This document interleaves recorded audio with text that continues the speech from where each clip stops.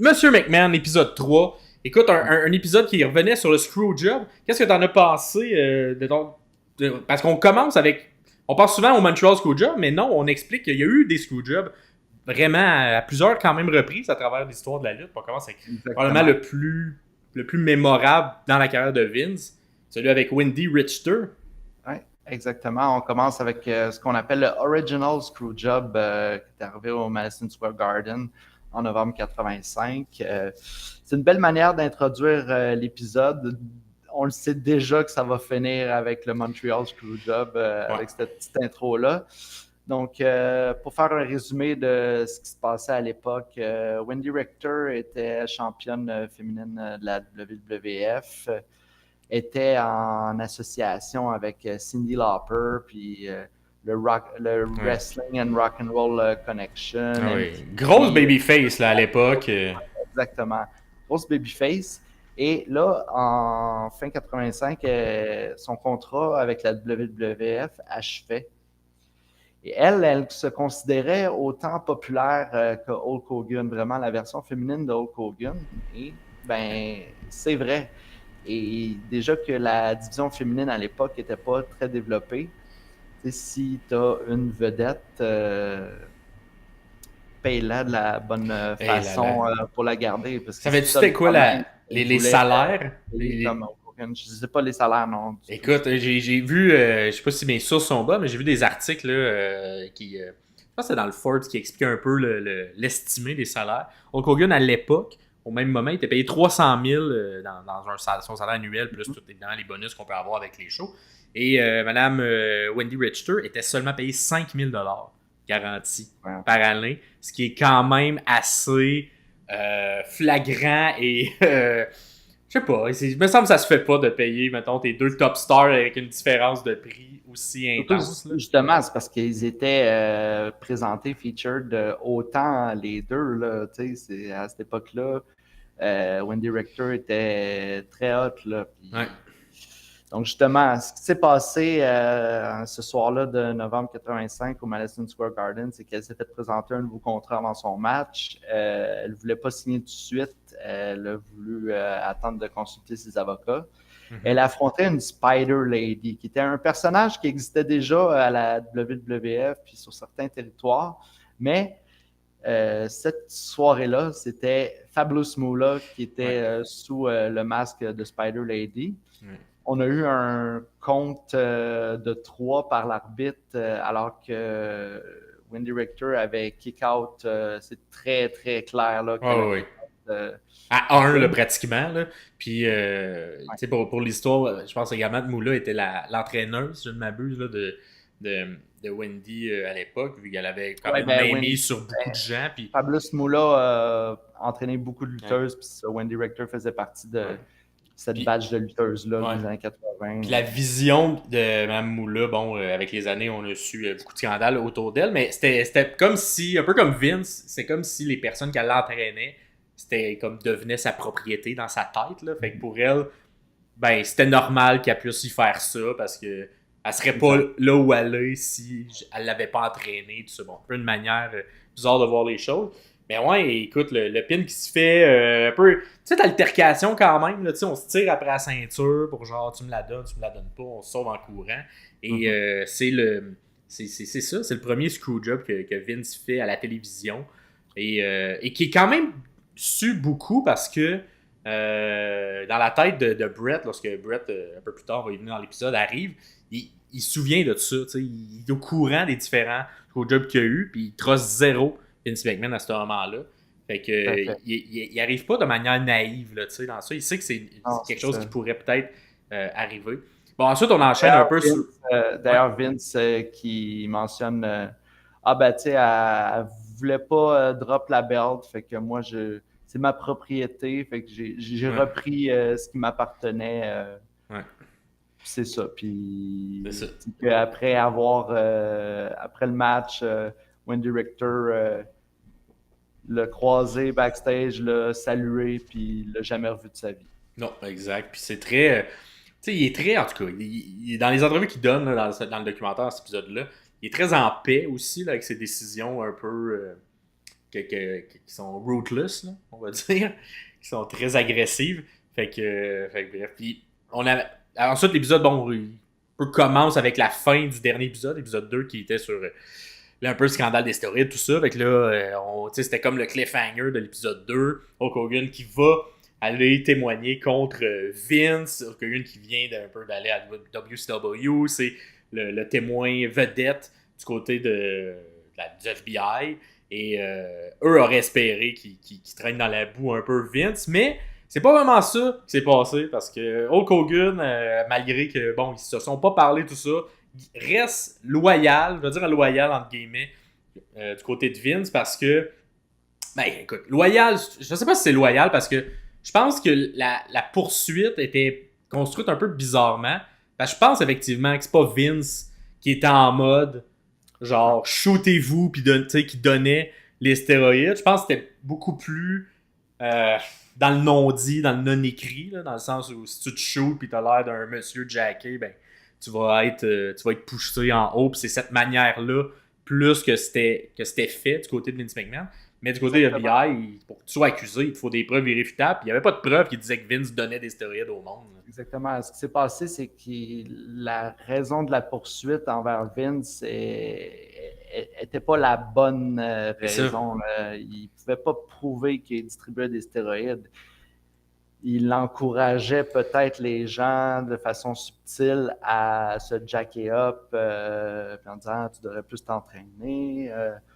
Il y a d'autres options aussi qui existent. Mais justement, quand Vince en plus a dit à Hulk Hogan d'être honnête alors qu'il était passé sur l'émission de télé dans laquelle il a fait croire qu'il n'avait jamais pris de stéroïdes alors que c'était de la bullshit. Là, cette fois-ci, il a vraiment été honnête en disant jamais Vince a distribué de stéroïdes. C'était un choix personnel que j'ai. C'était un choix personnel de mon côté de prendre des stéroïdes. Donc, tu sais, c'était. Il y avait pas.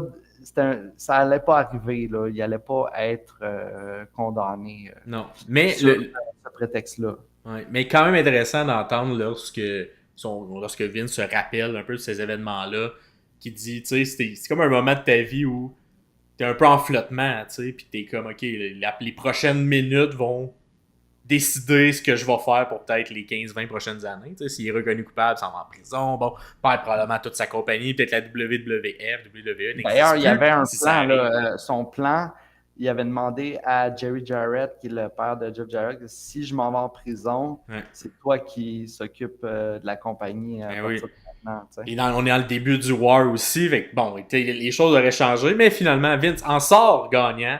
On se souvient des photos avec lui qui sort avec son collet cervical qui a clairement pas de besoin, mais très fier de son coup. Et ça permet de faire des tournées médias où il se pose en victime. Et c'est un peu là, je crois, le défaut des médias. Puis qu'on voit encore aujourd'hui là, avec des Trump, tout ça, c'est que on focus tellement sur les faits qu'au final, Vince, il n'a pas été reconnu non coupable de ne pas encourager ça. Il a juste été reconnu non coupable d'en avoir distribué puis vendu. Mais il n'est pas une bonne personne quand même dans cette histoire-là. Tu sais, plusieurs témoins arrivent à bord en disant que ben, c'est sûr que tu as des avantages si t'es poussé, tout ça. Mais ça, c'est zéro mis de l'avant. Puis lui, il fait la tournée média en se posant en victime puis en faisant vous voyez, le FBI me court après puis c'est moi la victime. Alors qu'il est probablement, mettons, de manière morale, très coupable. Mais c'est pas ce qu'on retient du côté des médias. Fait que une victoire pour Vince là-dedans. Qui est une de ses rares victoires pendant cette période d'année-là, parce que en même temps de ça, c'est le Monday Night War avec Eric Bischoff qui est au booking de l'autre côté et qui signe tranquillement pas vite plein de lutteurs. Donc il a commencé avec Hulk Hogan, signe Rick Nash, signe Scott Hall, et là j'ai une belle quote dans l'espèce de... Ouais, ben lorsque ça arrive, tu sais, t'as le curtain call qui est quand même qu'on explique là, que lorsqu'on est un fan de lutte, on sait ce que c'est, mais que pour une des premières fois, on brise un peu le kayfabe, on brise le fait que hey, eux ils s'aiment pas, mais on sait que c'est des amis dans la vraie vie, fait qu'au dernier match à la WWF, avant que tout le monde s'en aille, ben, on se prend dans nos bras, Triple H, Shawn Michaels, Kevin Nash et Razor Ramon, fait que écoute, ça brise un petit peu l'internet. T'as plein un peu de témoignages de tout ça. C'est difficile de voir l'impact de tout ça parce qu'aujourd'hui, avec les réseaux sociaux, c'est comme quand même su plus. C'était aussi, ça commençait à être su aussi à cette époque-là, mais plus dans le dirt sheet que dans, mettons, le mainstream là, général. Mais clairement, même si Vince donne... Pas intéressé, là. C'était pas pantoute dans son optique à ce moment-là d'être plus edgy, de briser le kayfabe. Puis d'ailleurs, Triple H, il a dit après le curtain call, on n'aura pas le choix, là, à un moment donné, il faut aller vers un côté plus edgy, assumer que la lutte, c'est prédéterminé. Puis... C'est quand même bien visionnaire, là, tu sais, on s'entend, Triple H là-dedans, c'est rendu le boss, fait qu'il y a un peu de sa parole qui grossit, fait que à quel point tout ça est exactement comme c'était, mais clairement, il se donne un bon rôle en disant que non, moi je l'avais vu venir, la ligne où on est rendu aujourd'hui, puis je pense que effectivement, la preuve du curtain call est quand même évidente que pour lui, ça n'avait plus vraiment d'importance, on pouvait séparer les personnages des lutteurs, des personnes réelles. Puis le curtain call en était un exemple. Puis tout le monde capote quand ça arrive. T'as Steph tout petit qui trouve ça cool. T'as Cody également qui est jeune qui trouve ça cool quand c'est arrivé. Et t'as les vieux de la vieille comme Undertaker qui est vraiment fâché que ça allait arriver. Vince évidemment qui comprend pas trop. Même s'il a donné son accord, quand même fâché de ça. Bref, tout ça fait que Triple H, il en paye le prix parce que Shawn il est le champion. Fait que la seule personne qu'on peut punir, c'est Triple H qui se fait genre bury pendant un bon 1 an avant. Puis qu'au final, ça joue en sa faveur parce qu'il se fait repackager dans un personnage, selon moi, plus intéressant éventuellement. Mais c'est ça. Puis de l'autre côté, ben là, t'as... En parallèle, la WCW qui vit sa meilleure période ever, là. Ben oui. Début de Nitro en 95, là, on montre... l'arrivée de Lex Luger, Scott Hall, Kevin Nash, le début de la NWO. Quel début! Ça, c'est ça, c'est un moment où j'écoutais pas la lutte de manière intensive, là, mais que j'aurais aimé le vivre live pour voir l'impact, parce que tu regardes des images de Hulk Hogan qui turn, c'est pour nous, pour moi, ça serait comme si John Cena turnait. J'essaie de faire le parallèle. Exact. Avec un Hulk Hogan qui a toujours été le gentil, le défenseur des gentils, l'Amérique, bien sûr, et qui là s'en va se joindre avec les Outsiders, qui est tellement une belle story, l'une des meilleures storylines écrites par Bischoff, qui se fait super bien. Puis les gens sont en esti, là. Ça lance des trucs dans le ring. Genre, s'il y avait eu un network, probablement qu'il y avait un cancel WCW network le lendemain qui était sur Twitter.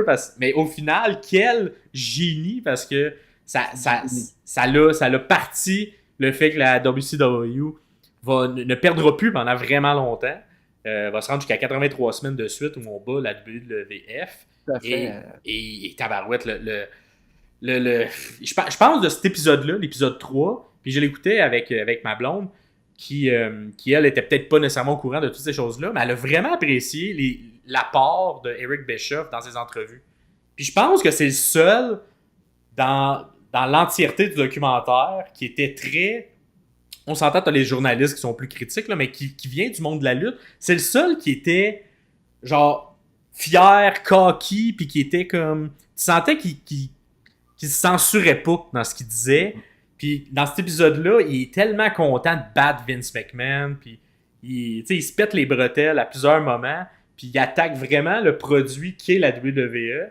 Puis c'est quelque chose qu'on voit pas dans le reste des 6 épisodes souvent, que de manière aussi frontale, quelqu'un vient devant la caméra en disant « Je vous ai pété », puis c'est vraiment un épisode... Moi, c'est mon épisode que j'ai le préféré là, dans les 6 pour l'apport qu'Eric Bischoff amène dans l'explication de tout ça.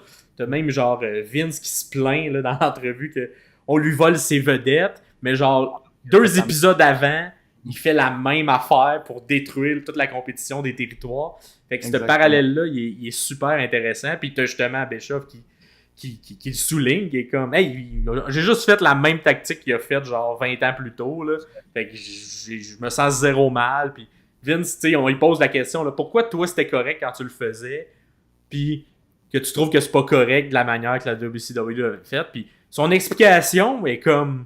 Elle fait pas de sens. Là. C'est vraiment genre... Ben, parce que c'est moi qui l'ai fait. Tu sais que ça y a fait mal parce que, justement, je pense que c'est Bruce Pritchard qui dit Vince, il n'a jamais sell à la compétition, jamais montré de faiblesse, jusqu'à qu'il fasse le segment de Billionaire Ted avec une parodie de Ted Turner, parodie de Macho Man, parodie d'Hulk Hogan, c'était des vieux qui n'avaient plus rapport avec la nouvelle lutte, parce que dans ce temps-là, à WWF, c'était la New Generation Era, puis là, ils essayaient de comme revamper le produit, alors que WCW était très hot déjà à ce moment-là.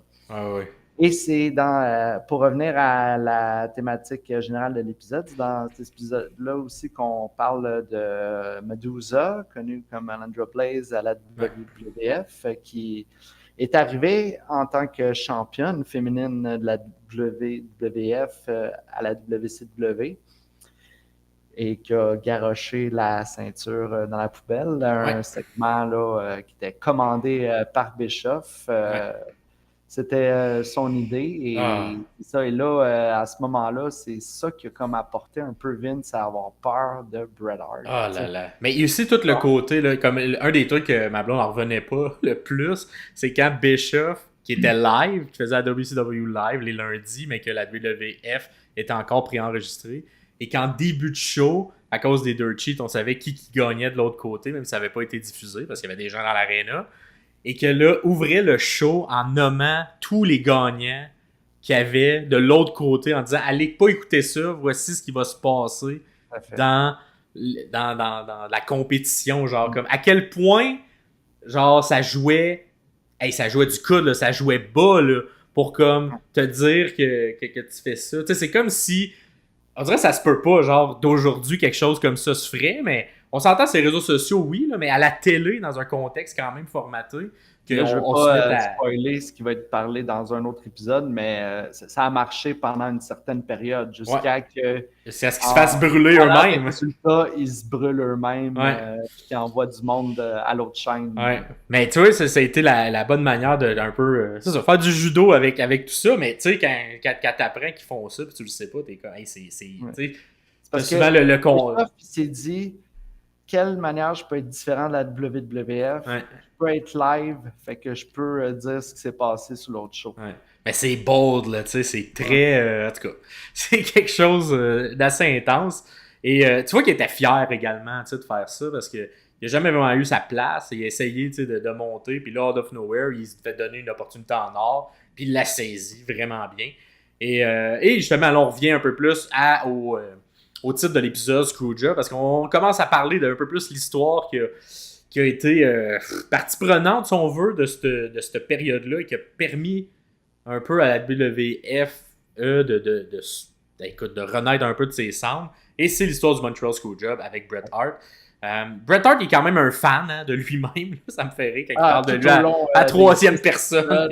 Bret Hart, il est amer de tout ce qui est arrivé. Il s'aime beaucoup. Il se considère le meilleur lutteur.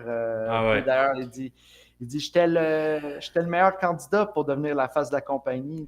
Jamais tu m'aurais pogné avec la drogue, des prostituées, peu importe. Puis effectivement, c'était comme un monsieur homme de famille qui était très à son affaire, disons. Et à un point tel que Vince, écoute, quand il voit l'exode de toutes ces grosses vedettes, se dit, il faut que j'arrête ça. Il décide d'offrir un contrat de 20 ans à Bret Hart.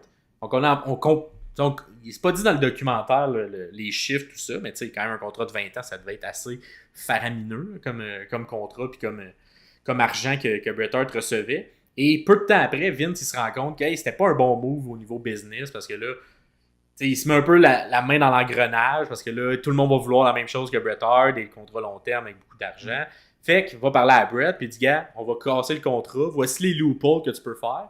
Va prendre ton contrat, va négocier avec la WCW pour essayer d'avoir un meilleur deal que ce que je t'ai donné. Puis le libère un peu de manière de cette manière-là. Mais à ce moment-là, Bret Hart est le champion, tout ça. Fait ça, c'est comme ce qui se joue en coulisses. Et là, ce qui se joue à l'écran, il y a comme une dichotomie parce que là, il y a comme je sais pas trop, une paranoïa qui arrive du côté de la WWF qui dit écoute, il va-tu partir avec notre ceinture? Va-tu pas partir? Puis Bret Hart, je pense pas qu'il serait parti avec la ceinture. Je pense qu'il est assez professionnel. ce qui s'est passé, c'est que lui, déjà, il était déjà en grosse guerre, autant à l'écran qu'à l'arrière de l'écran avec Shawn Michaels. Ouais. Bret Hart voulait simplement pas perdre la belt contre Shawn Michaels au Canada. Exact. C'était la pire chose. Puis c'était comme une tournée qui se terminait avant la fin de son contrat. Fait que lui, il était très ouvert à perdre une fois que la tournée canadienne va se terminer. Oui, parce que puis ce qui n'est pas dit dans le documentaire, c'est qu'il était sous contrat jusqu'à décembre. Là. Il ne pouvait pas apparaître le lendemain de Survivor Series en Nitro avec la belt, contrairement à ce que Vince dit. Là. Ah oui. Puis on s'entend là, dans l'entièreté des 6 épisodes, il faut prendre avec un grain de sel tout ce que Vince dit. Là. Parce que souvent, c'est sa version de l'histoire, puis c'est pas nécessairement la vraie version. Puis je pense que Bret, à l'entendre, là, je pense qu'il aurait été plus à l'aise de perdre contre Undertaker. Mais je pense que Vince, le fait qu'il y avait cette rivalité-là qui était réelle entre les deux, on s'entend à Shawn Michaels, moi ça n'a jamais été quelqu'un que j'aimais beaucoup parce que le fait qu'il était un peu un trou de cul dans la vie, je le ressentais dans son prime. Puis j'ai jamais été vraiment attiré par lui, même s'il était un excellent lutteur. Et Bret était un peu dans le même avis. Fait que je pense que Bret aurait été plus à l'aise de perdre contre un Undertaker, qui avait le respect du locker room, puis qui avait le respect de ses pairs, plutôt que Shawn, qui était un peu baveux puis un peu cocky dans sa manière de s'exposer. Mais Vince, il aimait quelque chose dans Shawn. Puis je pense que Shawn avait ce petit charisme-là que personne n'avait aussi. Mais c'est ça. T'sais, on dirait qu'il a comme forcé la main pour que ça soit Shawn à cet endroit-là. Pour un peu comme faire son point, faire valoir son point, pour un peu asseoir son pouvoir sur tout le monde aussi en disant, gars, vous ferez pas, c'est moi qui décide de ce qui se passe, puis vous rentrez dans le rang, puis tout ça. Bon, évidemment, le Screwjob, c'est pour les gens qui connaissent la lutte, là, c'est très connu, là, fait qu'on va pas passer trop de temps avec ça. Le crachat, tout ça, Bret qui le prend pas, pète tout à côté du ring. Et altercation, ça c'est par exemple quand même intéressant parce que ça te montre bien. L'altercation est racontée par plusieurs personnes qui étaient présentes. L'altercation qu'il y a eu entre Vince et Bret après le show à Montréal, dans les coulisses. Et Bret, il voulait le tuer, là, Vince, à ce moment-là. Il était comme, je m'en vais me battre, puis il arrivera ce qui arrivera, puis j'irai en prison si ça arrive. Et lui, Vince, la manière qu'il raconte l'histoire, écoute, c'est là que tu vois à quel point, je sais pas si il s'est tellement menti qu'il pense que c'est rendu la vérité, ce qu'il raconte, mais c'est tellement différent ce que lui raconte que ce que tous les autres intervenants racontent. Lui, il dit, la version de Vince, c'est que je suis arrivé, puis, hey, je l'ai fait chier, Bret Hart, fait que, gars, je méritais quelque chose, je suis arrivé les bras à terre, je me suis pas défendu, j'ai dit à Bret de me frapper, puis il m'a frappé, puis c'est ça, tu sais, il m'a frappé fort, puis j'avais un œil au beurre noir, mais tu sais, je devais ça. C'est ça, c'est démontré, puis il y a beaucoup, c'est très documenté, il y a beaucoup d'images du Montreal Screwjob parce que il y avait une équipe de tournage qui tournait le documentaire sur Bret Hart à ce moment-là, qui était sur place. Donc, toute l'altercation entre Vince et Bret, c'est le filmé. Donc, on sait que tout ce que Vince dit, c'est pas vrai.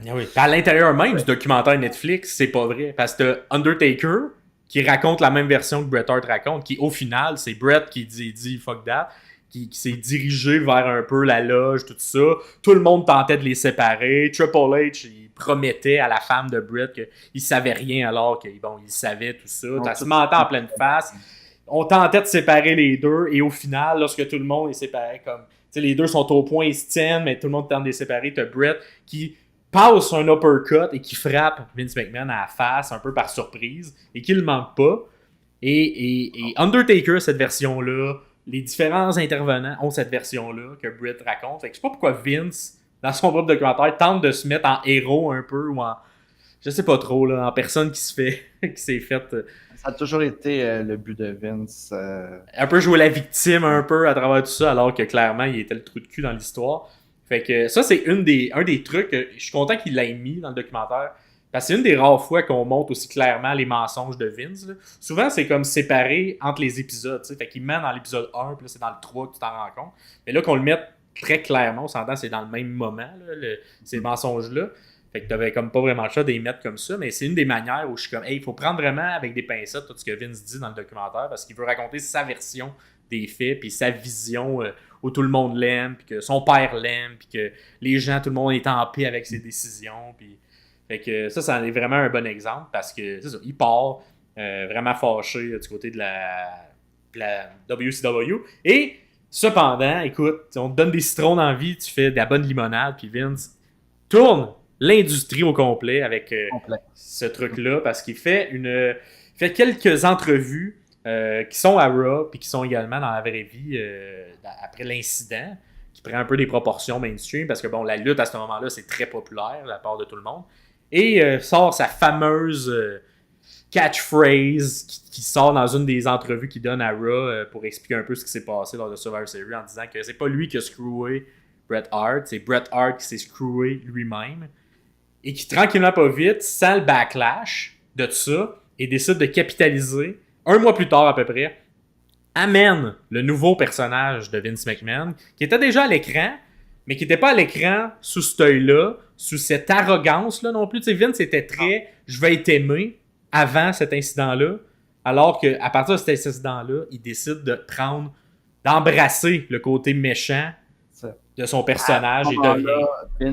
À l'écran, Vince n'est plus le commentateur qu'il était à l'époque. Il devient le président propriétaire de la WWF et devient Monsieur McMahon, non pas Vince McMahon. Puis la série au complet tourne vraiment autour de cette question-là de est-il Vince McMahon, Monsieur McMahon, un mélange des deux qui est le vrai, qui est le personnage.